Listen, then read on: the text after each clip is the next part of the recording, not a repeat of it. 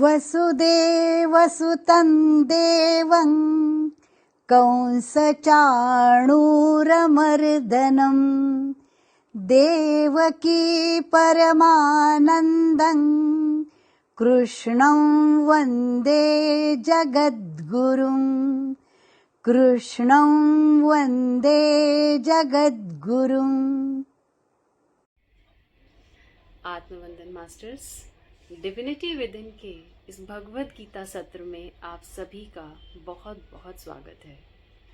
मैं आप सभी के सामने फिर से दोहरा देना चाहती हूँ कि भगवद गीता, इसे हम किसी धार्मिक ग्रंथ के रूप में नहीं पढ़ रहे हैं, बल्कि ये वो ज्ञान है जो हम सभी को जीवन में जीने की कला सिखाता है और हमें उन्नति के मार्ग पर लेकर जाता है। तो इस सारे ज्ञान को अपने अंदर ग्रहण करने के लिए चलिए हम सभी चलते हैं सबसे पहले ध्यान की ओर। तो हम सभी ध्यान की अवस्था में आ जाएंगे।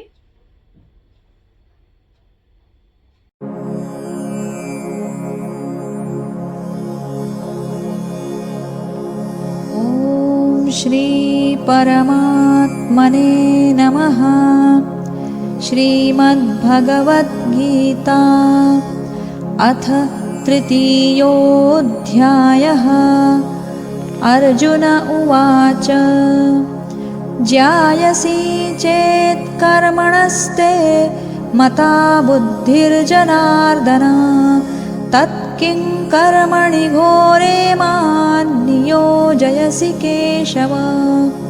व्यामिश्रेणेव वाक्येन बुद्धिं मोहयसीव मे तदेकं वद निश्चित्य येन श्रेयोऽहमाप्नुयाम्।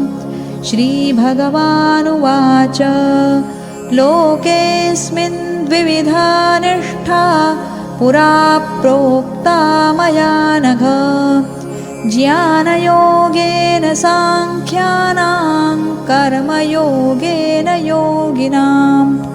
न कर्मणामनारम्भान् नैष्कर्म्यं पुरुषोऽश्नुते न च सन्न्यसनादेव सिद्धिं समधिगच्छति। न हि कश्चित् क्षणमपि जातु तिष्ठत्यकर्मकृत् कार्यते ह्यवशः कर्म सर्वः प्रकृतिजैर्गुणैः।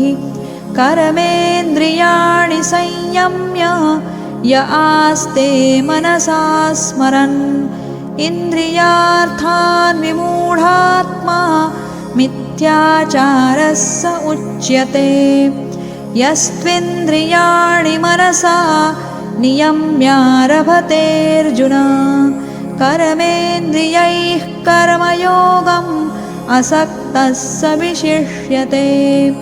नियतं कुरु कर्म त्वं कर्म ज्यायो ह्यकर्मणः शरीरयात्रापि च ते न प्रसिद्ध्येद कर्मणः। यज्ञार्थात् कर्मणोऽन्यत्र लोकोऽयं कर्मबन्धनः तदर्थं कर्म कौन्तेय मुक्तसङ्गः समाचर। सह यज्ञाः प्रजा सृष्ट्वा पुरोवाच प्रजापतिः अनेन प्रसविष्यध्वम् एषवोऽस्त्विष्टकामधुक्। देवान् भावयतानेन ते देवा भावयन्तु वः परस्परं भावयन्तः श्रेयः परमवाप्स्यथ। इष्टान् भोगान् हि वो देवा दास्यन्ते यज्ञभाविताः तैर्दत्तानप्रदायैभ्यो यो भुङ्क्तेस्तेन एव सः। यज्ञशिष्टाशिनः सन्तो मुच्यन्ते सर्वकिल्बिषैः भुञ्जते ते त्वघं पापा ये पचन्त्यात्मकारणात्।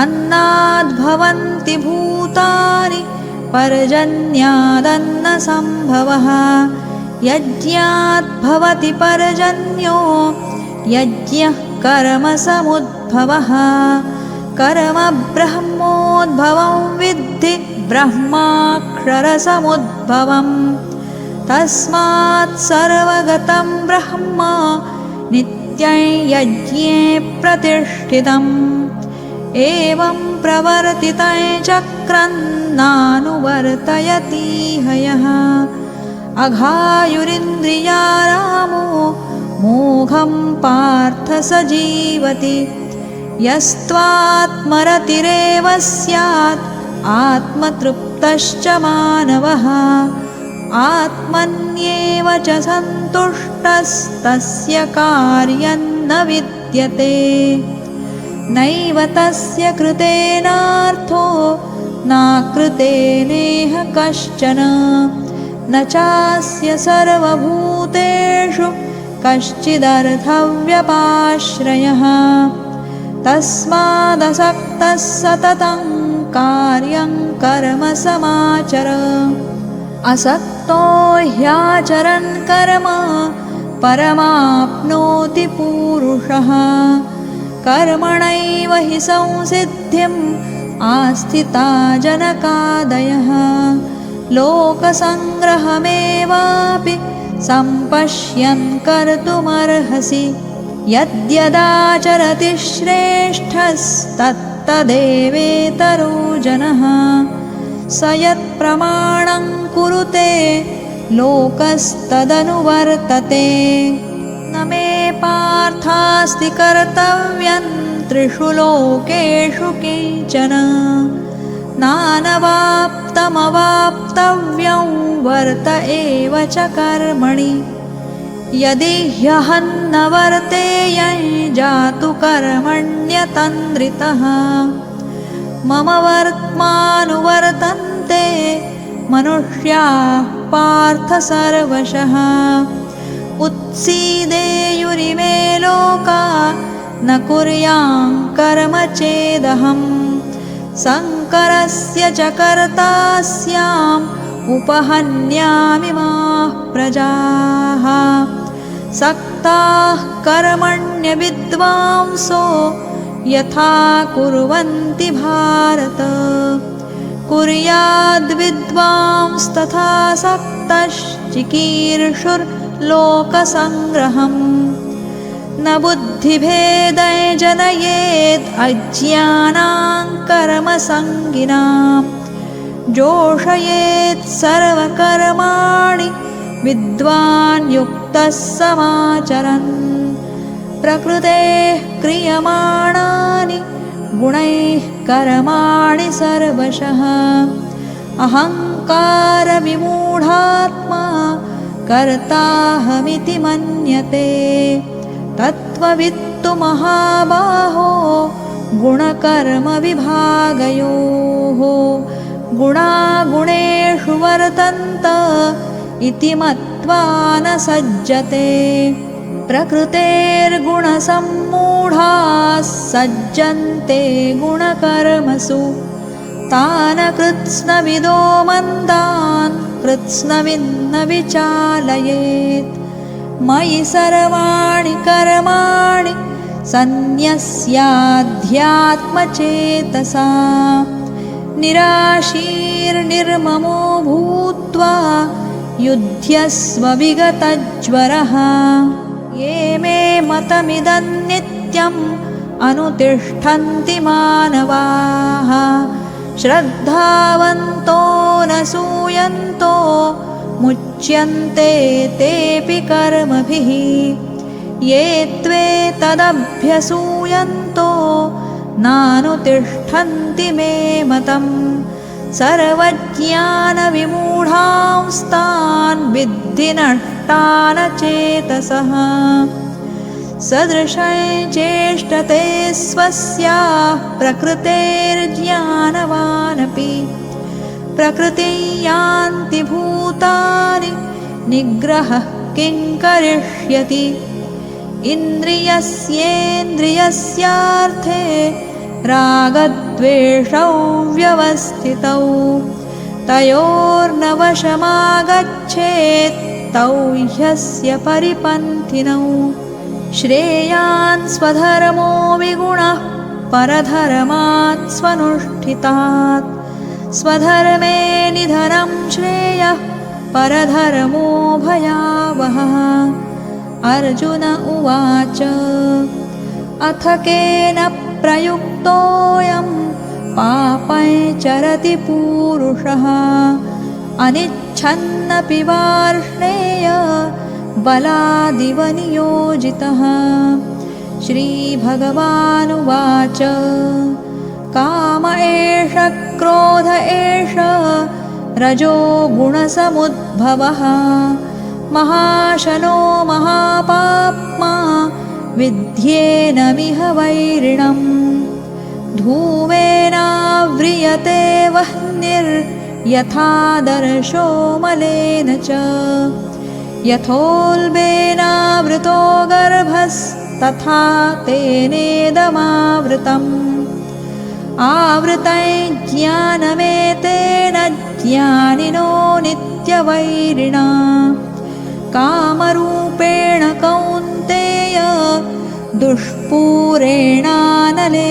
च इन्द्रियाणि मनोबुद्धिरस्याधिष्ठानमुच्यते एतैर्विमोहयत्येष ज्ञानमावृत्य देहिनम् तस्मात् त्वमिन्द्रियाण्यादौ नियम्य भरतर्षभ पाप्मानं प्रजहिह्येन ज्ञानविज्ञाननाशनम् इन्द्रियाणि पराण्याहुरिन्द्रियेभ्यः परं मनः मनसस्तु परा बुद्धिर्यो बुद्धेः परतस्तु सः एवं बुद्धेः परं बुद्ध्वा संस्तभ्यात्मानमात्मना जहि शत्रुं महाबाहो कामरूपं दुरासदम्। ॐ तत्सदिति श्रीमद्भगवद्गीतासु उपनिषत्सु ब्रह्मविद्यायां योगशास्त्रे श्रीकृष्णार्जुनसंवादे कर्मयोगो नाम तृतीयोऽध्यायः। ॐ श्रीकृष्णार्पणमस्तु।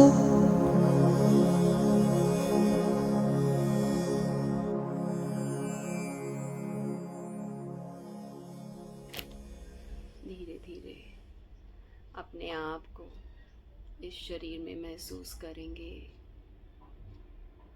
अपनी दोनों हथेलियों को दोनों आँखों पर लेकर आएंगे।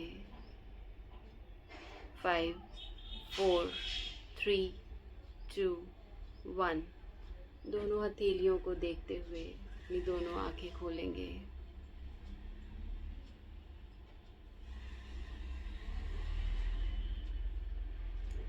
Welcome back masters. अब समय है मणिमाला मैम के मुख से आज के भगवद गीता ज्ञान का। तो चलिए चलते हैं आज के ज्ञान की ओर। गीताचार्य श्री कृष्ण परमात्मा को कोटि कोटि आत्म प्रणाम। अर्जुन जी को कोटि कोटि आत्म प्रणाम। वेद व्यास भगवान जी को कोटि कोटि आत्म प्रणाम। श्री गणेश जी को कोटि कोटि आत्म प्रणाम। गीता माता को कोटि कोटि आत्म प्रणाम। गीता का उद्धार करने वाले सारे व्यक्तियों के, उनके आत्माओं को, सबको कोटि कोटि आत्म प्रणाम, पादाभिवंदन।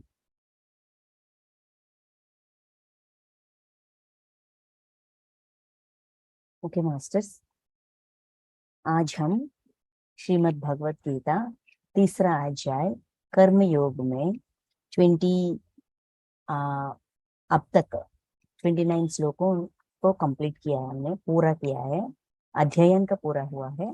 आज 30th श्लोक से हम शुरू करें हैं। तो अब तक क्या बताया गया था? कर्म करने से कोई मुकर नहीं सकते। जानते हुए, ना जानते हुए, चाहते हुए, ना चाहते हुए सब लोग कर्म करते हैं। कर्म करना छोड़ना नहीं अर्जुन। क्योंकि अर्जुन जी पूछते हैं कि मुझे क्यों युद्ध करने पर प्रेरित कर रहे हैं? क्योंकि मैं ज्ञान योग बन जाऊंगा, यही श्रेष्ठ है ना। तो ज्ञान योगी बनने के लिए ज्ञान ही सबसे बड़ा है, महत्व है। तो एक्सक्यूज मी। तो ज्ञान योगी बनने के लिए मैं, अगर मैं युद्ध करूंगी, मैं ज्ञानी कैसे बनूंगा? तो मैं युद्ध नहीं करूंगा। मतलब अर्जुन जी क्या कह रहे हैं? मैं कर्म नहीं करूंगा, योगी बन जाऊंगा, आत्मयोगी बन जाऊंगा। कर्म छोड़ने से कोई योगी या ज्ञान योगी नहीं बनेगा। कर्म करना ही पड़ता है। ऐसा कहते हुए कैसे कर्म करना है, कर्म को कैसे समझना है, और निष्काम कर्म करो, कर्तव्य कर्म करो, शास्त्र विहित कर्तव्य कर्म करो, यज्ञार्थ कर्म करो। ऐसा कर्म के बारे में कहते हुए और समझाते हुए यज्ञार्थ कर्म क्यों करना चाहिए, परमात्मा का प्राप्ति, परमात्मा कहाँ पे होते हैं, कैसे होते हैं, और गुण और कर्म दोनों को अलग अलग से कैसा समझना है। जो ज्ञानी है वो अच्छी तरह समझता है कि गुण ही गुण के जरिए काम करवा रही है। तो इसीलिए वो गुण को अपने आसक्ति, अपने अंदर की आसक्ति को छोड़कर समझ सकता है ज्ञानी। ऐसा समझाया गया था। और यह भी कहा गया था प्रकृति गुणों के जरिए ही सारे कर्म का उत्पन्न हो रहे हैं, और प्रकृति का गुणदास है अत्यंत महत्व मनुष्य गुणों में होने के वजह से ऐसे नहीं समझ पाते। जो गुण को समझते हैं, जो जिसके जो ये इस सच्चाई को समझते हैं, तो अपने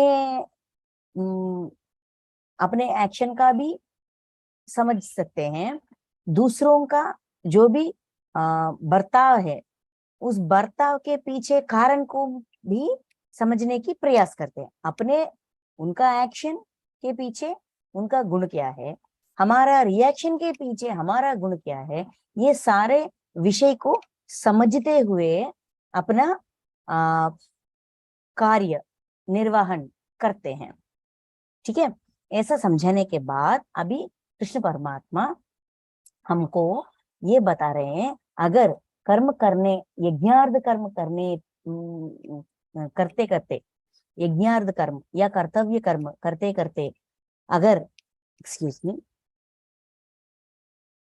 करते करते अगर हमें ये कुछ क्षण ऐसा लगता है कि क्यों हमेशा मैं ही ऐसा काम करूं, क्यों हमेशा मैं अपने आप को समझाऊं, क्यों हमेशा मैं अपने आप पर दोष लगाऊं, ऐसा अगर लगता है सही सारे काम करने पे, तो क्या करें? कुछ स्थिति ऐसा उत्पन्न होती है कि मैं ही गलत हूं क्या, ऐसा हमारा विचारण होती है, लगती है ऐसा। तब मुझे 30th श्लोक देखिए, मुझ अंतर्यामी परमात्मा में लगे हुए चित्त द्वारा समर्पण कर्मों को मुझ में अर्पण करके आशा रहित, ममता रहित और संताप रहित होकर युद्ध करो। मतलब सारे कर्मों को मुझको अर्पित करो।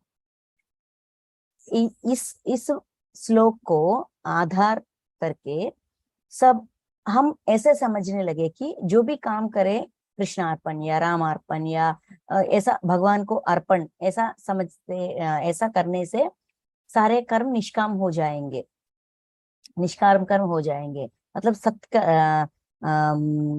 सच्चे कर्म हो जाएंगे, ऐसा हम समझते। बस मुंह से ये बात ये ऐसा कहने से हो जाएगा ऐसा हम समझने लगे, लेकिन यहाँ आंतर्य कुछ और है। आंतर्य ये है कि सच्चाई को देखो, सब में भगवान प्रस्तुत है, स्थित है, सारे व्यक्तियों पर भगवान प्रस्तुत है, वो है। तो उस व्यक्ति को उस रूप से देखने के बजाय उस व्यक्ति को, अपने आप को या किसी और को, सारे जीव जंतुओं को भगवान के रूप समझकर देखेंगे तो हमें ये सा भावना ही हमारे अंदर ऐसा भावना ही उत्पन्न नहीं होगी, जैसे कि मैं ही गलत हूं क्या, नहीं, ऐसा नहीं होगा। इसीलिए अगर तुमको यज्ञार्थ कर्म करने पे दिक्कत है तो ऐसा समझ लो कि भगवान के लिए काम कर रही हो। जो सामने वाला है वो भगवान है, ये तो सच है, लेकिन हम ऐसा, हमारी सोच ऐसा नहीं चलती ना, उसके रूप को देखते हैं और वो भगवान है ये हम स्वीकार नहीं कर सकते।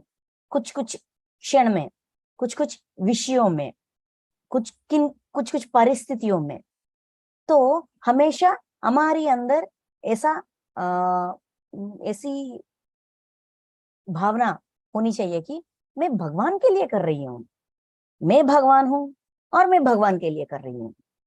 ऐसा समझने से मुझे अंतर्यामी परमात्मा में लगे हुए चित्त द्वारा, मतलब हमारी चित्त में, हमारी सोच में, हमारी मन में, हमारी बुद्धि में भगवान को स्थापन करने से, मतलब भगवान हमेशा हर जगह प्रस्तुत है, ये सच्चाई को स्थापित करने से हमारे चित्त में, अंतर्यामी परमात्मा को अपने चित्त में स्थापित करने से हमारी सोच कर्मों में मुझे अर्पण करो, ऐसा स्थापित करने से हमें ऐसा नहीं लगेगा इनके लिए मैं क्यों करूं, इसके लिए मैं क्यों करूं, ये ऐसा करूं, ऐसा क्यों करूं, वैसा क्यों करूं, ऐसा सोच विचार, संदिग्ध अवस्था, क्या कहते हैं, डाउटफुल मेंटालिटी, ऐसा क्या, ऐसा क्यों, ऐसा वैसा क्यों, ऐसा डाउटफुल मेंटालिटी से हम बाहर आ सकते हैं, क्योंकि हम अपने अंदर भगवान को स्थापित करने से अपनी अंतर्यामी परमात्मा ही है, चैतन्य परमात्मा की ही रूप है। इस सच्चाई को अपनाने से, सच हमेशा वैसा ही है, लेकिन दिक्कत यहाँ आती है कि हम अपनाते हैं कि नहीं, हम सच्चाई को सच्चाई के रूप में देखते ही कि नहीं, सच को सच मानते ही नहीं, मानते हैं कि नहीं, यहाँ इसकी वजह से प्रश्न उत्पन्न होती है, इसकी वजह से दुविधा उत्पन्न होती है। तो ये दुविधा को कैसे दूर करें? अपने अंदर परमात्मा को स्थापन करने से, भगवान को स्थापन करने से, मतलब हमें सबको किसी एक मूर्ति, एक रूप, एक भगवान से लगाव होती है, अच्छा लगने लगते हैं, है ना। उस भगवान को अपने अंदर स्थापित करना पड़ता है। हम सोचते हैं ये मेरी भगवान है, ये मेरी भगवान है, सोचते हैं, लेकिन अपनाना चाहिए। ऐसा अपनाने से अपने चित्त में परमात्मा को स्थापन करने से सारा काम, जो भी कर्म हम करते हैं, भगवान को अर्पण हो जाते हैं। कैसे अर्पण हो जाते हैं? क्योंकि हमारी दृष्टि बदल जाती है। ये कैसा होगा? ये 31 में कहा गया है, ठीक है। और क्या कह रहे हैं? आशा रहित, ममता रहित, संताप रहित होकर युद्ध करो। आशा, ममता, संताप सब कुछ छोड़ दो, यहाँ युद्ध करो, ऐसा प्रेरित कर रहे हैं। युद्ध कहाँ, किस लेवल पे हो रही है? यहाँ 2 तरह की युद्ध हो रही है। एक क्षेत्र में, कुरुक्षेत्र में, जो लोगों के बीच होने वाले भौतिक युद्ध, लेकिन इससे ज्यादा और तेजी से अर्जुन जी के हृदय में युद्ध हो रही है। क्या करूं, क्या ना करूं, क्यों करूं, क्यों ना करूं, किस मैं सबको मार दूं, मारने से ये हो जाएगा, ऐसा अंदर का युद्ध चल रही है। अर्जुन जी के हृदय के अंदर युद्ध चल रही है। किस किस पे युद्ध चल रही है? अपनी पूर्व जन्म से, मतलब अपनी ज्ञान, अपनी बुद्धि जो हम इस जन्म में सीख रहे हैं, नए सीख है ना, जो आज हम सीख रहे हैं वो नए हैं, ये हमारी बुद्धि है। लेकिन पिछले जन्मों में जो हमने सीखा है, हमने किया है, हमारी भावनाएं, हमारी कर्म, हमारी ज्ञान, ये सब कुछ हमारी गुण बन जाते हैं। ठीक है, ये गुण हमको, किसी को मारो, किसी को डांटो, ये हमको नीचा दिखा रहे हैं, ये हमारा काम छीन रहे हैं, हमारे प्लान्स छीन रहे हैं, हमारे बात नहीं सुन रहे हैं, तो इनको दो बातें, कठिन बातें कहकर इनको अपना स्थिति का ज्ञान दिला दो, ऐसा हम सोचते हैं। ये एक तरफ ऐसी सोच होती है, 4 बातें सुनाओ, इसका सबक सिखाओ, इसको ऐसा करो वैसा करो, ऐसा सोच एक तरफा होती है। और एक तरफ सोच ऐसा होती है कि नहीं नहीं नहीं नहीं, ऐसा नहीं करना चाहिए, हमें सिखा रहे हैं ना, हम सीख रहे हैं, हर रोज हम ध्यान कर रहे हैं, मैं आत्मा हूँ, वो आत्मा है, किसी को गलत बात नहीं करना चाहिए, कहना चाहिए, किसी को अपने मुंह से या अपने सोच विचारों से या अपने करतूतों से किसी को दर्द नहीं देना चाहिए, ऐसा हम सीख रहे हैं, ये नई सीख है। ठीक है, ये भी सच है। और जो हमारी बहुत सारे जन्मों से आ रही है, हमारी गुण जो बहुत सारे जन्मों से, एक एक जन्म ने हमने जो भी सीखा है वो गुण बन गई, मतलब पूर्व जन्म वासन कहते हैं, है कि नहीं? पूर्व जन्म वासन, वासना, इन वासनाओं की वजह से हमारी सोच अलग सी होती है। ठीक है, वो एक तरह की सोच है और ये एक तरह, इन दोनों सोचों के बीच युद्ध हो रही है। यहाँ पे क्या सही क्या गलत, एक क्षण के लिए हमको लगता है कि उनको सबक सिखाऊं, एक क्षण के लिए हमको लगता है कि अच्छा बाबा, उसका इच्छा है, उन्होंने कर दिया, मैं क्यों अपने दिमाग खराब करूं, अपने दिन खराब करूं, अपने समय खराब करूं, मैं क्यों उसको दर्द दूं, ऐसा सोचते हैं। इस युद्ध से बाहर आने के लिए, इस युद्ध में जो अंतर्मदन अब हाँ, हमें सबके अंदर होती है, हमेशा होती है, किन किन परिस्थितियों में हमेशा ये युद्ध चलती रहती है। इस युद्ध को करना ही चाहिए। और कैसा करना चाहिए? आशा छोड़ो, ममता छोड़ो, संताप छोड़ो, मतलब मुझे ये प्राप्त होना चाहिए, आशा मतलब इच्छा, ममता किसी चीज पर हम जो इंटेंशन लगाते हैं, ये हमारे बंधन हो सकते हैं या भौतिक विषय हो सकते हैं, जो भी हो उस पर बहुत गहरा इच्छा, अगर ये चीज, अगर ये व्यक्ति मेरी जिंदगी में नहीं है तो मैं क्या हो जाऊंगा, ऐसा नहीं हो सकता, ये ना हो, ऐसा नहीं हो सकता, इसको ममता कहते हैं। और आशा, ऐसा ही होना चाहिए, अगर ये मिले तो अच्छा होगी ना, ऐसा हो तो अच्छा होगी ना, ये व्यक्ति मुझे महत्व दे, अच्छा होगी ना, ऐसा, ये आशा है। आशा छोड़ दो, ममता छोड़ दो, क्योंकि सृष्टि में बदलाव अनिवार्य है। कोई भी व्यक्ति या कोई भी वस्तु वैसा की वैसा हमेशा नहीं रहते, बदलाव आती है। उस बदलाव को ना स्वीकारने के वजह से हमारे अंदर की जो भावनाएं हैं, जो इच्छा है, जो ममता है, इसके प्रति हमारे एक्सपेक्टेशंस, ये एक्सपेक्टेशंस पूरा नहीं कर पाते। पूरा ना करने से हमारे अंदर दर्द आती है, लेकिन हम, हमारी आंखों के सामने जो दिख रहा है उसको स्वीकारने से हम मुकरते हैं, क्योंकि बदलाव अनिवार्य है। प्रायोरिटीज बदलते हैं, समय बदलती है, व्यक्ति बदलते हैं, सब कुछ बदलती है, लेकिन हम सोचते हैं कि वो वैसा ही रहना, पहले जैसे है वैसा ही रहना चाहिए, वैसा ही होना चाहिए, ऐसा हमारी सोच रहती है। इसकी वजह से, इस आशा की वजह से हमारी ममता बढ़ जाती है और हम संताप में चले जाते हैं।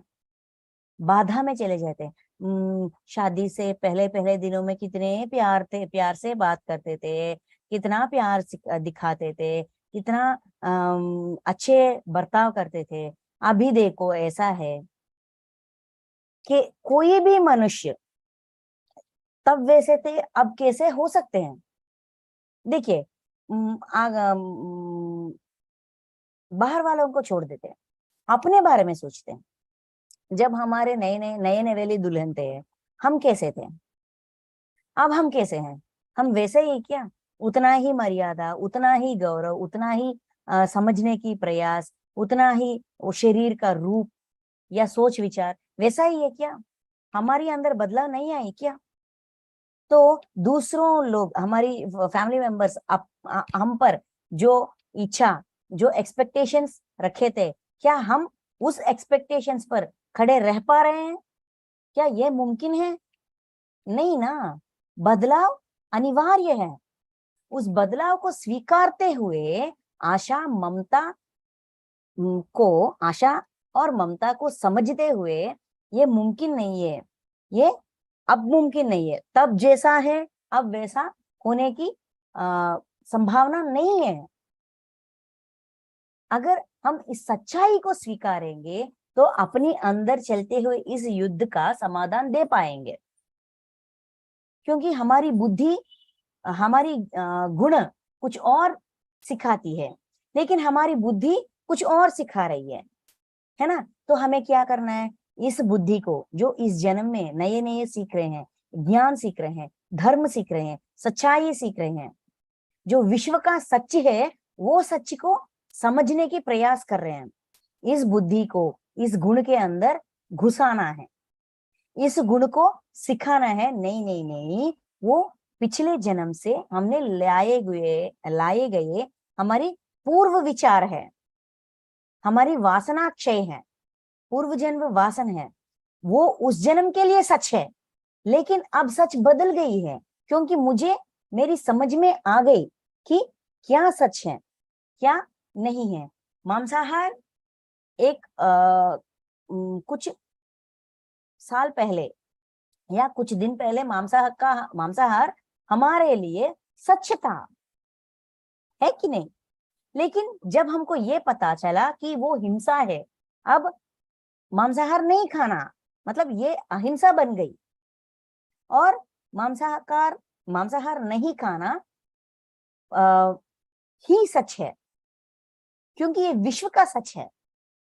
तो बदल गई नहीं आया, ये सच इस रूप में बदल गई, तो ये गलत साबित हुई, पूर्व जन्म वासन गलत साबित हुई।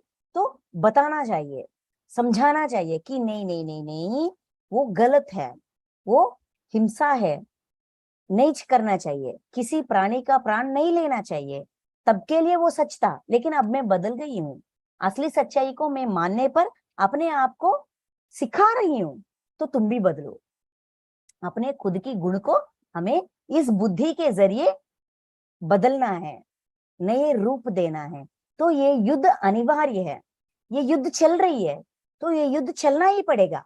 इस युद्ध से हम बता रहे हैं, अपने आप को सिखा रहे हैं, अपने अंदर जो जीवात्मा है उसके अंदर ये डेटा है, ये इंफॉर्मेशन के है कि जो इंफॉर्मेशन अपने पूर्व जन्म से आ रही है वो अपनी जीवात्मा के अंदर है। हम नए नए ज्ञान जो सीख रहे हैं, ये बुद्धि को अपने अंदर जो जीवात्मा है उस बुद्धि से इस बुद्धि को उसके अंदर घुसाना है, घुसाकर समझाना है कि ये गलत है और ये सही है। उस समय के लिए वो सच था, लेकिन समय बदल गई, मेरी जन्म बदल गई, और इस जन्म में मैं नई सीख रही हूँ। ये सीख सच्ची है, ये विश्व का सच है। तो इस सच्चाई को तुम्हें भी अपनाना चाहिए, क्योंकि ये अनुभव पूर्वक अपनी इस जिंदगी का सच बन गई, ज्ञान बन गई। बुद्धि के जरिए जो ज्ञान हम सीख रहे हैं, इस ज्ञान को अपने गुण के अंदर घुसाना है, गुण को बुद्धि के रूप में बदलना है। ये हमारा उत्तरदायित्व है। ये कैसा होगा? इस युद्ध से ही होगा, अंतर युद्ध से ही अब का बुद्धि गुण को बदलेगी और गुण को भी बुद्धिमान बना देगी। अपने जीवात्मा के अंदर जो भी गुण है सारे गुण को बुद्धिमान बना देगी। इसीलिए ये युद्ध अनिवार्य है। ये युद्ध करो। कैसे करो? आशा रहित, ममता रहित, संताप रहित युद्ध करो, ऐसा सिखा रहे हैं, बता रहे हैं। ठीक है, क्यों करना चाहिए? अच्छा बाबा ठीक है, मेरी गुण में कुछ खोट है, ये पूर्व जन्म वासन से आई है, अब मैं नए नए ज्ञान सीख रही हूँ, तो मुझे युद्ध क्यों करना चाहिए? क्योंकि दोष दृष्टि को निकालने के लिए। देखिए 31, एक्सक्यूज मी मास्टर्स। जो कोई मनुष्य दोष दृष्टि से रहित और श्रद्धा युक्त होकर मेरे इस मत का सदा अनुसरण करते हैं, वे भी संपूर्ण कर्म से छूट जाते हैं। अपने कर्म चक्र से हमें बाहर आना चाहिए, तो हमारे अंदर की दोष दृष्टि, दोषों को देखना, सब में दोष को, सिर्फ दोष को ही, गलतियों को ही देखने की इस दृष्टि की वजह से हम गलत काम, हमारी सोच विचार ऐसा हो रहे हैं।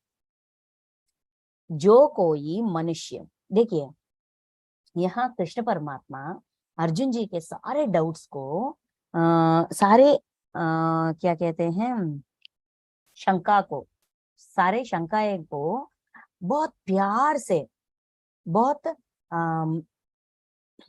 अच्छी तरह से, जैसे कि किसी पर भी तुम ऐसा हो, तुम वैसा हो, तुम्हें ऐसा नहीं होना चाहिए, तुम्हें ऐसा नहीं करना चाहिए, ऐसा दबाव नहीं डाल रहे। सच्चाई को बहुत सुंदर तरीके से, बहुत प्यार से, बहुत अच्छे तरीके से सामने रख रहे हैं। और ये भी कह रहे हैं कि ये मेरी इच्छा, ये मेरी ओपिनियन है, सृष्टि में ऐसा है, ऐसा बता रहे हैं, ना कि उन पर दबाव डाल रहे, तुम्हें मानना ही चाहिए, तुम्हें स्वीकारना ही चाहिए, ऐसा दबाव नहीं डाल रहे, बहुत प्यार से समझा रहे हैं। बहुत ये मुझे पूछ रहे हैं, ये जूनियर है, मैं सीनियर हूं, ऐसा अधिकार नहीं दिखा रहे हैं, सिर्फ प्यार दे रहे हैं, सिर्फ प्यार से ज्ञान बांट रहे हैं। और स्वीकारना है तो स्वीकारो, नहीं तो छोड़ दो, तुम्हारी इच्छा, ऐसा क्या कहते हैं, फ्रीडम, स्वेच्छा भी दे रहे हैं, सोचने की, अपने डाउट्स पूछने की, जो भी डाउट्स पूछा जाए उसका समाधान दे रहे हैं। कितना प्यार से सिखा रहे हैं, कितना प्यार से बता रहे हैं। हमें उन श्लोकों के जरिए, श्लोकों में शब्दों के जरिए ये बहुत अच्छी तरह हमको समझ में आ रहे हैं, है ना। यहाँ भी क्या कह रहे हैं, देखो, देखिए, युद्ध करो, अपना आशा ममता सबको छोड़कर युद्ध करो, भगवान को कर रहे, भगवान के लिए कर रहे, ऐसा समझो। अपनी सोच विचार हमसे प्रतिवाद कर रहे हैं, फाइटिंग कर रहे हैं, तो उनको ऐसा समझो कि मैं भगवान के लिए कर रही हूँ, क्यों मुझसे युद्ध कर रही हो, क्यों मुझसे विभेद कर रही हो अपने आप से।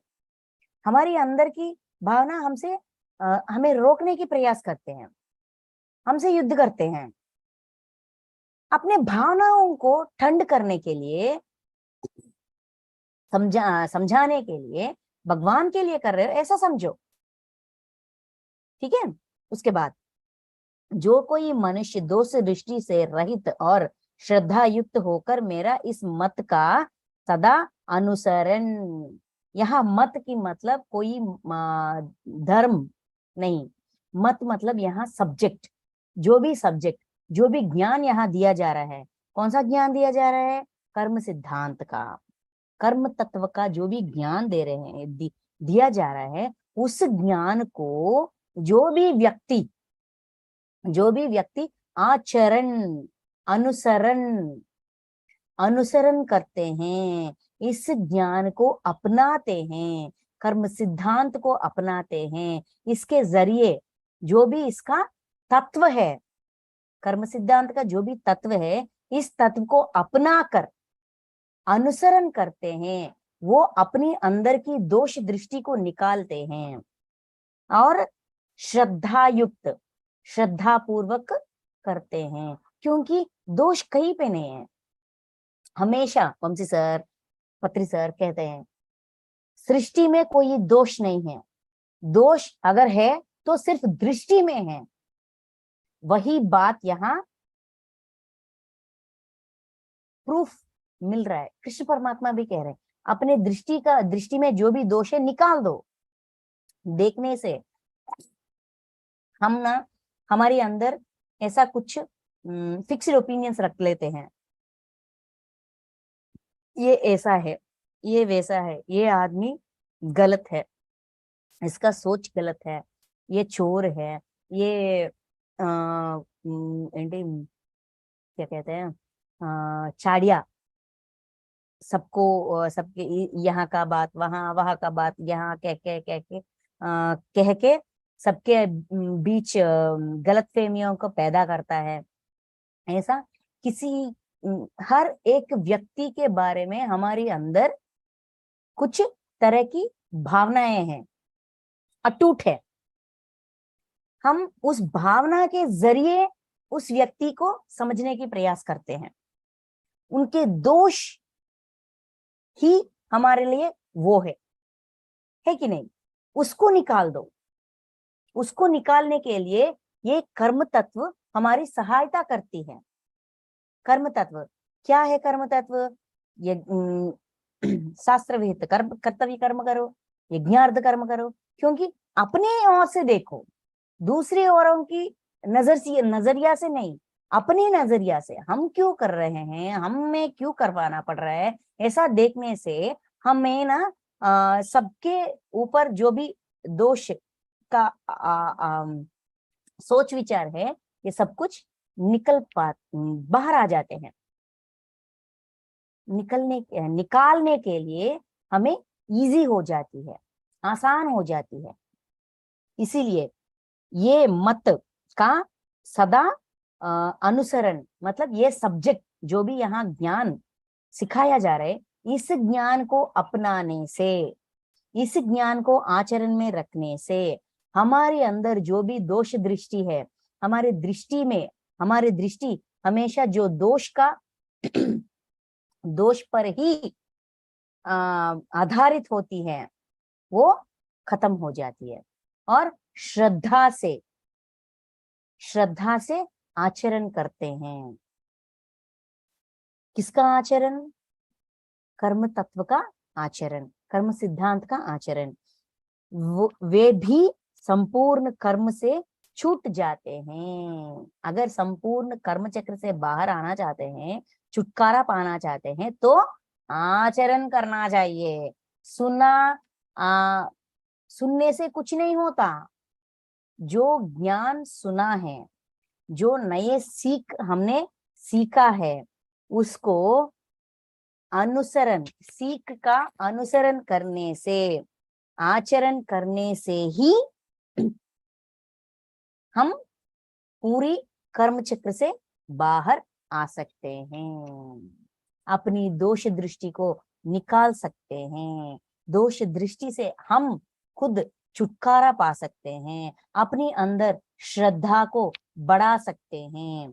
अरे यार, वो कैसा है, वो ऐसा है, मुझसे क्या लेना देना, मैं कैसा हूँ, मेरी सोच विचार कैसे हैं, मैं कैसा काम कर रही हूँ, मेरी काम करने में मैं अपना 100% दे रही हूँ कि नहीं दे रही हूँ, मैं सेवा भाव से काम कर रही हूँ नहीं कर रही हूँ। ऐसा हमारी चेकिंग खुद पर आ जाएगी, आत्म परिशीलन पर आ जाएगी। तब हम बहुत आसानी से कर्म से छूट सकते हैं। देखिए, भी संपूर्ण कर्म से छूट जाते हैं। ठीक है, तो यहाँ 32 श्लोक देखिए। परंतु जो मनुष्य मुझ में दोषारोपण करते हुए मेरे इस मत को अनुसर नहीं चलते हैं, उन मूर्खों को तू मूर्खों को तू संपूर्ण ज्ञानों में मोहित और नष्ट हुए ही समझ। मतलब वो नष्ट हो जाते हैं। देखिए यहाँ जो इस ज्ञान का दोषारोपण करते हैं और ऐसा नहीं मानते हैं, अपने मत को आचरण नहीं करते हैं, वो भ्रष्ट हो जाते हैं, वो नष्ट हो जाते हैं, वो मोह में चले जाते हैं। ऐसा कठिन बात कहाया जा रहा है यहाँ पे। अब तक 31 श्लोक तक कितना प्यार से बात कहाया जाता था, और 33 से भी कितना प्यार से बात कहाया जा रहा है। 33 भी देखते हैं। देखिए, सभी प्राणी प्रकृति को प्राप्त होते हैं, अर्थात अपने स्वभाव के परवश हुए कर्म करते हैं। ज्ञानवान भी अपनी प्रकृति के अनुसार चेष्ट करते हैं। फिर इसमें किसी का हट क्या करेगा। यहाँ इस श्लोक में भी कितना प्यार से समझा रहे हैं कि कोई भी व्यक्ति अपने प्रकृति के अनुसार ही कर्म करते हैं। ज्ञानी भी अपनी प्रकृति के अनुसार ही कर्म करते हैं, और सभी प्राणी प्रकृति को प्राप्त होते हैं, प्रकृति के अनुसार ही, अपने सिचुएशंस के अनुसार ही, अपने गुणों के अनुसार ही अपने कर्म करते हैं। अपने स्वभाव के परवश हुए, अपने स्वभाव के जरिए ही काम करते हैं। मतलब ये ज्ञानी हो या अज्ञानी हो, प्रकृति के अनुसार ही कर्म करते हैं। तो मैं कर्म नहीं करूंगा, मुझे कर्म क्यों करना चाहिए, मैं युद्ध नहीं करूंगा, ऐसा हट कहाँ चलेगा, कैसा चलेगा, नहीं चलेगा ना। तो 31 में भी प्यार से समझाया गया है, 33 में भी प्यार से समझाया जा रहा है, लेकिन 32 में इतना कठिन बात क्यों कहाया जा रहा है? क्योंकि ये प्रक्षिप्त है। देखिए, ये जो भी ज्ञान है ये मौखिक कहते हैं, क्योंकि गुरु पूर्व मतलब पुराने काल में जाएंगे तो गुरु अपने मुंह से कहते हैं, शिष्य अपने कानों से सुनते हैं। ये मौखिक कहते हैं इसको, ठीक है। तो ऐसा कहाया गया, सुनाया गया और कहाया गया और सुनाया गया, ऐसा इस ज्ञान का प्रवाह उस समय से इस समय तक आता रहता था। तब से कुछ प्रिंट मीडिया या यूट्यूब या ये सब कुछ नहीं थे। जो जैसी बात कहाया गया है वो वैसा ही प्रस्तुत हो, ऐसा अब ऐसा सुविधा है, तब वैसा सुविधा नहीं था। तो जो भी कहते हैं उसके बीच में एडिंग्स हो जाते थे, मिलन हो जाते थे, ऐड करते थे। कोई कृष्ण भक्त, कृष्ण को बहुत अटूट से प्यार करने वाला, ये कह रहा है कृष्ण की भक्ति को, कृष्ण का कहाया गया बात को कोई ने आचरण नहीं किया तो वो नष्ट हो जाएगा, वो भ्रष्ट हो जाएगा। ये कल्पित श्लोक है। यहाँ भगवत गीता में कुछ अध्यायों में कल्पित श्लोक होते हैं जो किसी ने लगा दिया बीच में, ठीक है। ऐसा मेरी मानना है, क्योंकि कृष्ण परमात्मा कभी भी किसी को कठिन बातें कहा है, किसी के ऊपर दोषारोप किया है, तुम नष्ट हो जाओगे, तुम भ्रष्ट हो जाओगे, मेरे बात नहीं मानोगे, तुम ऐसा हो जाओगे, ऐसे बात उन्होंने कभी नहीं किया। इस गीता में भी इस प्रकार की श्लोक अब तक तो नहीं थे। सांख्य योग में देखिए कितना प्यार से समझाया गया था, है ना। तो इसीलिए मेरी मानना यह है कि 32 ये श्लोक प्रक्षिप्त है, मतलब इसको इस गीता में ऐड किया गया है,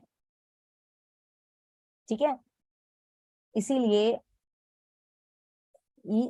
32 श्लोक एक प्रक्षिप्त है, एक किसी का रखा गया श्लोक है, क्योंकि सारे ये 700 श्लोकों में कभी भी किसी को गलत साबित किया, तुम गलत हो, तुम्हें ऐसा नहीं करना चाहिए, तुम्हें वैसा नहीं करना चाहिए, ऐसा कठिन शब्दों में कहा गई कोई बात नहीं है।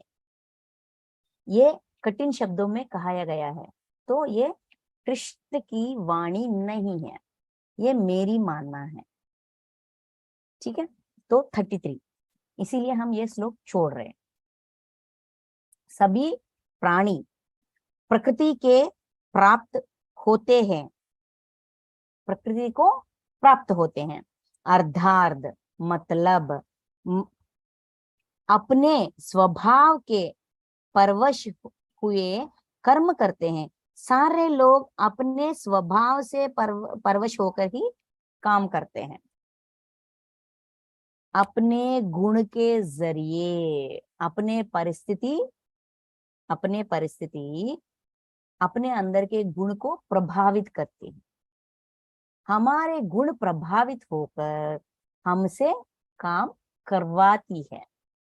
तो काम ना करूं, काम नहीं करूंगा, काम छोड़ दूंगा, ऐसा हट किसी का भी नहीं चलेगा। वो ज्ञानी हो या अज्ञानी हो, जो भी हो, जैसा भी मनुष्य हो, उसका हट नहीं चलेगा। कैसा चलेगा, ऐसा हमको पूछ रहे हैं, हट कैसा चलेगा, है ना।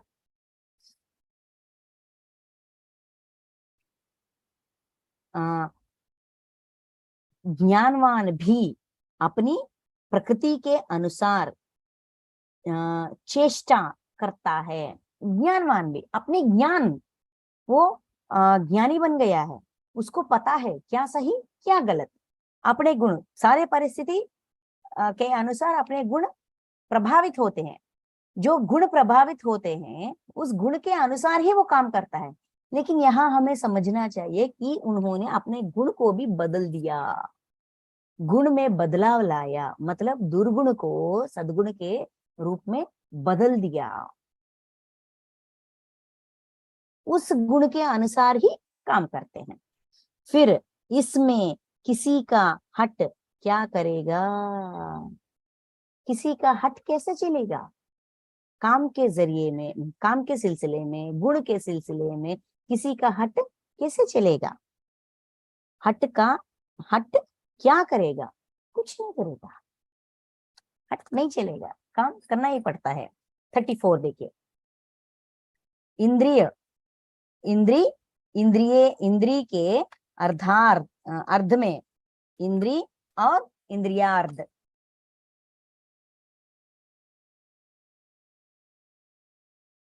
अर्थात प्रत्येक इंद्री के विषय में राग और द्वेष छिपे हुए स्थित है।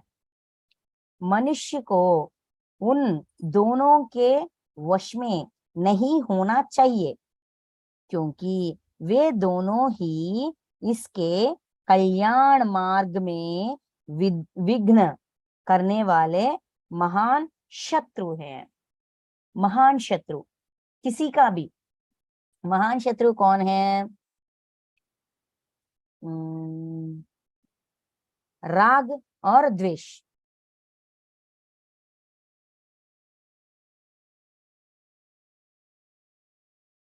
ये राग और द्वेष मनुष्य के विघ्न है।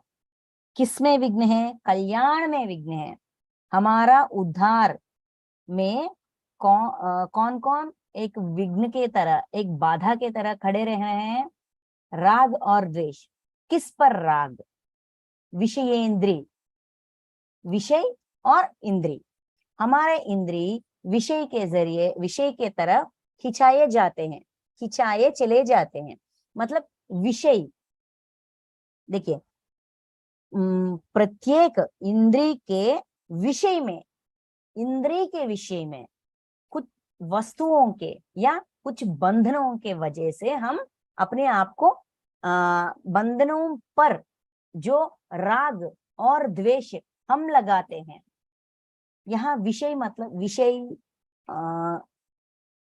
मतलब सारे वस्तु समुदाय, मतलब हमारी फिजिकल लाइफ जो दिख रहा है, घर, कारोबार, जेवर, पैसा, साड़ियां, वस्तु, सब कुछ। इतना ही नहीं, हमारे इमोशंस भी, व्यक्ति, हमारे रिलेशंस, रिश्तेदार, रिश्तेदारों के ऊपर हमने जो अभिमान लगाया है, इच्छा है, एक्सपेक्टेशन है, ये मेरा पति है, इसके बिना मेरी जिंदगी नहीं कटेगी, ये मेरे बच्चे हैं, बच्चे नहीं होगी तो क्या करूंगा, ये मेरी घर है, ये वो है, ये मतलब सारे वस्तुदा समुदाय और सारे व्यक्ति, हमारे करीब करीब व्यक्तियां, ये सब कुछ विषय। ठीक है, एक विषय में भी इस विषय के ऊपर, इस विषय के ऊपर जो राग और द्वेष हम लगाते हैं, इस विषय के प्रति हमारी भावना, राग मतलब इच्छा, प्यार, स्नेह, ये राग है। द्वेष मतलब एनिमिटी, मतलब स्नेहपूर्वक भावना या शत्रुपूर्वक भावना। ये दोनों भावनाएं हम इस विषय पर लगाते हैं, इस विषयों पर ये भावनाएं होती है। इस भावना के वजह से हम अपना कल्याण के मार्ग में यही भावनाएं बाधा बन जाते हैं, दिक्कत बन जाते हैं, विघ्न बन जाते हैं। तो विषय को विषय के रूप में ही देखो, उस पर कोई इंटेंशन मत रखना। इस इंटेंशन हमको खींचे लेके चले जाती है, खींच लेती है। अर्धार्ध, इंद्रियों के अर्ध में, मतलब इंद्रिय और इंद्रिय विषय। अर्थात प्रत्येक इंद्रिय के विषय में राग और द्वेष, प्रत्येक, हम सोचते हैं कि नहीं मैं ठीक हूं, मैं सब अच्छी तरह से हूं, मैं ये हूं, मैं वो हूं, समझते हैं, लेकिन किसी पर कुछ ज्यादा ही राग या द्वेष होने के वजह से छुपे हुए स्थित है, छुपे हुए होते हैं, हमको नहीं पता।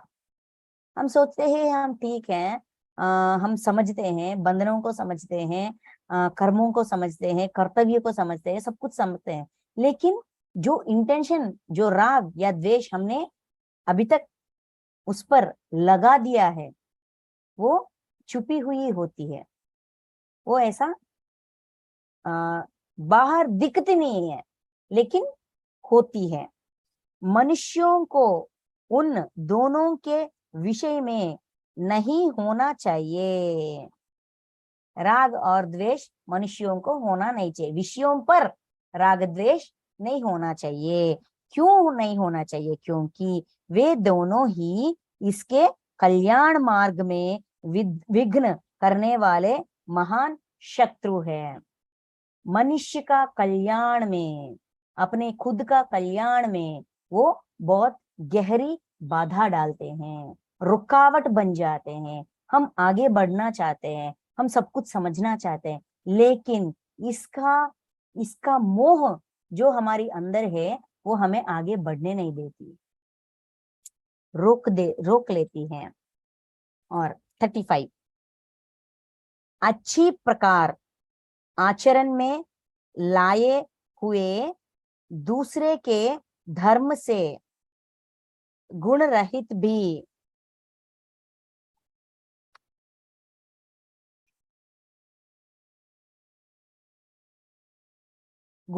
भी अपना धर्म अति उत्तम है। अपना धर्म अति उत्तम है। अपने धर्म में तो मरना भी कल्याणकारक है, और दूसरों का धर्म भाई को देने वाला है। देखिए, खुद स्वधर्म का महत्व समझा रहे हैं। हमको सांख्य योग में भी स्वधर्म और परधर्म का महत्व समझाया गया था। अभी यहाँ पे भी कह रहे हैं कि जो भी अपना जो है अपनी अंदर से जो भावना करने की इच्छा है वही कीजिए। अपनी धर्म को, अपनी स्वधर्म को ही महत्व दीजिए। किसी और का धर्म, किसी और का कहाया गया बात, किसी और का समझाया गया बात को महत्व मत देना। वो क्यों नहीं देना? क्योंकि वो परधर्म है। श्रेयोन स्वधर्म विगुणः। और कहते हैं परधर्मो भयापकः।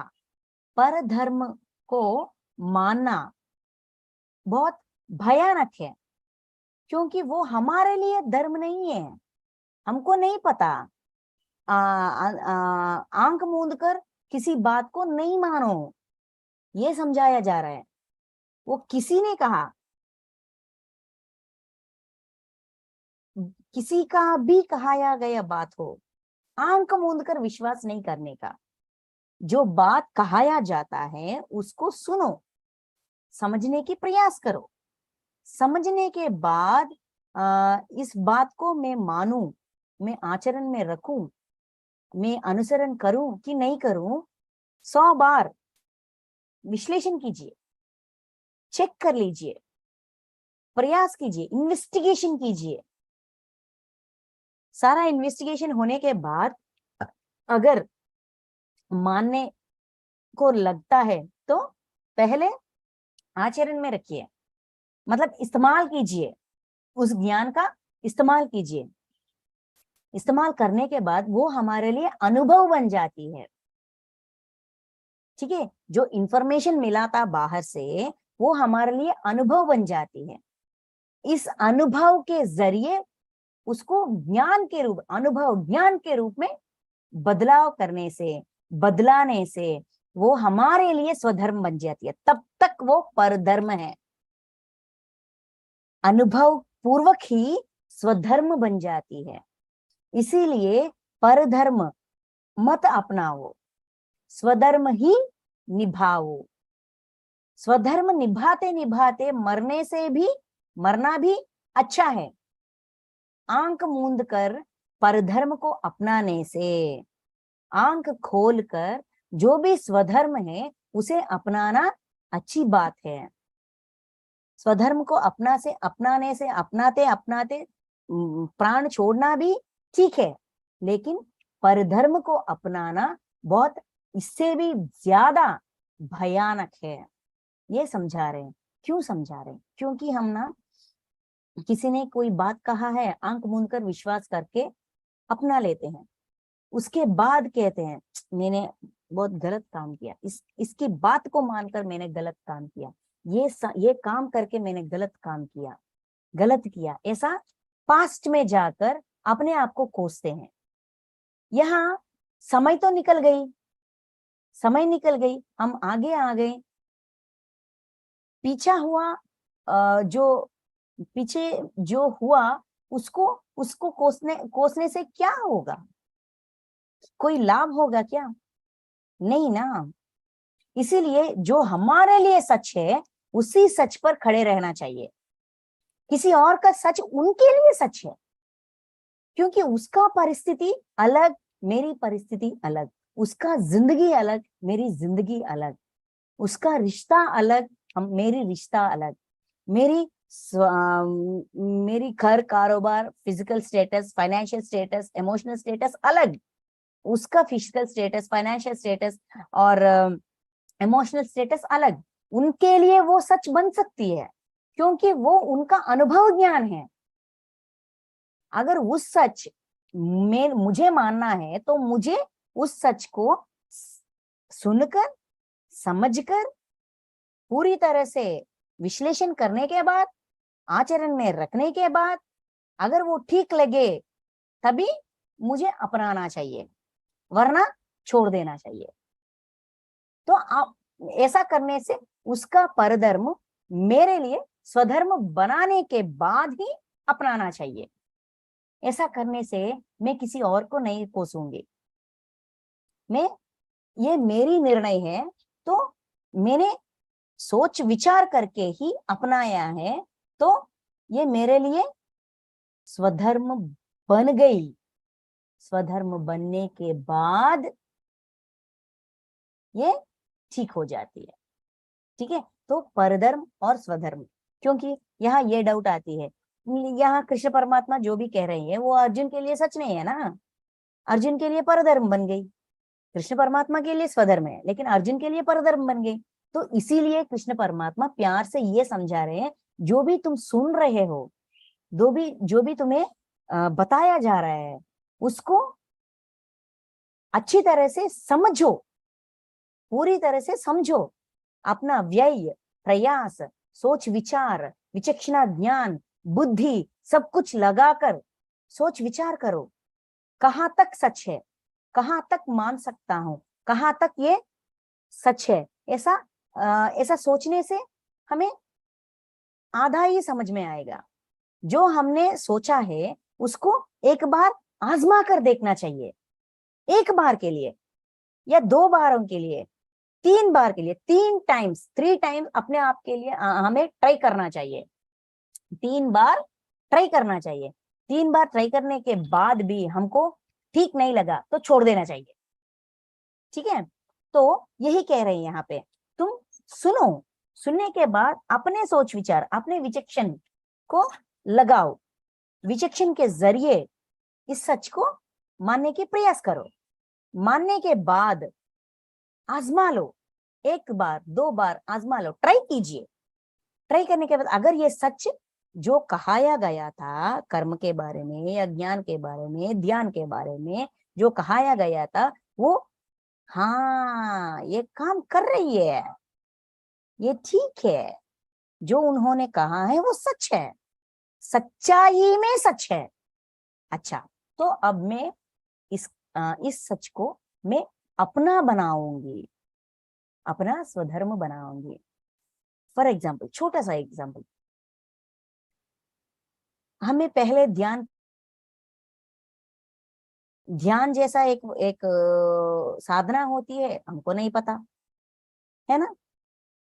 किसी ने आकर हमको बता दिया, हमारे रिश्तेदार हो सकते हैं, फ्रेंड हो सकते हैं, और या ऑडियो हो सकती है, या यूट्यूब वीडियो हो सकती है, जो भी है, एक मार्ग बन गई हम तक पहुंचाने में।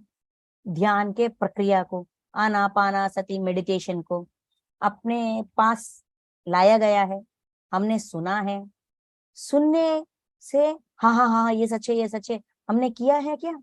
नहीं। क्या कहते हैं पत्री सर या वंशी सर, क्या कहते हैं, पहले तुम करो, अगर तुम्हें ठीक लगे तो अपनाओ, है ना।